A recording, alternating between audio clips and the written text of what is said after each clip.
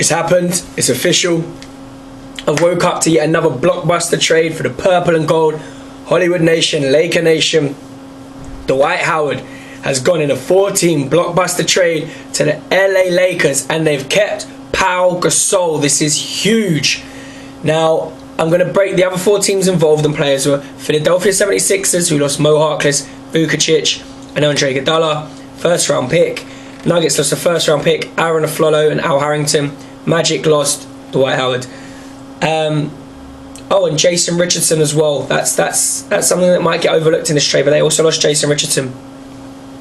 Now, I'm going to break down the Lakers obviously first and foremost. They've picked up the 3-time Defensive Player of the Year. Would have been 4 times if he wasn't injured, I'm sure of it. Probably the best center in the game.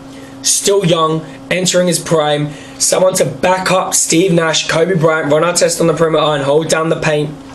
He should be fit, I would imagine, because this is the first major injury he's ever had. He is generally a pillar of health. And him and Pau Gasol rotating in the front court with Jordan Hill backing them up. This is a scary, scary team with a great future. Now, I think Howard will re-sign with the Lakers. I think he'll be enamoured with all the glitz and glamour and the sponsorships and the endorsements and the big money market.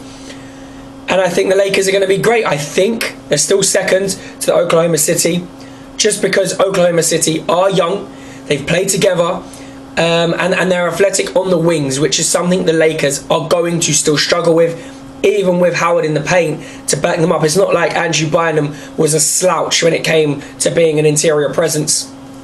Obviously, Howard's an upgrade, I think, defensively especially, but I still think they'll struggle with that. But I think they're the definite number 2 seed.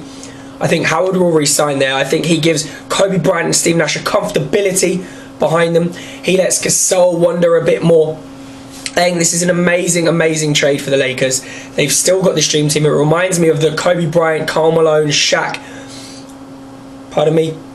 The Kobe Bryant, Karl Malone, Shaq, and Gary Payton team they had a few years ago, with what was then 4 future Hall of Famers. Some may argue Gasol isn't a future Hall of Famer, but this is something along those lines. An amazingly talented and deep team. Starting lineup, should I say. Their bench is still iffy, but a great team nonetheless. But I think they've done better than people expected this summer. They picked up Steve Nash, Antoine Jameson. Let's not forget Antoine Jameson's coming off that bench. Jordan Hill on the bench. You've got now Howard to go with Gasol. This is going to be a really, really big threat out west, and their front line of Jameson, Hill and Bynum and Gasol is hard to touch any team in the league.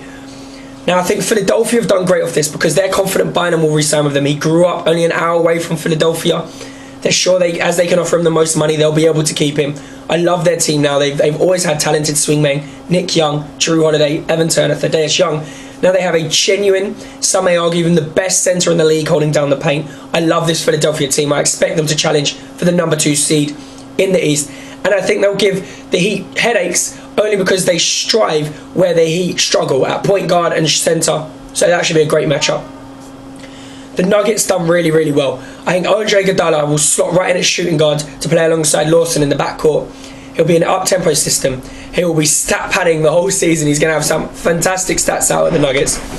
But I still think they'll be scratching on that 5th or 6th seed in the West. Still don't think they're quite there yet. I think they're missing that kind of Carmelo kind of player that they got rid of.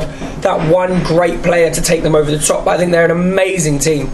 And the Magic got Afflalo, a great player I like. But then the rest is all just, a who's who of who are you?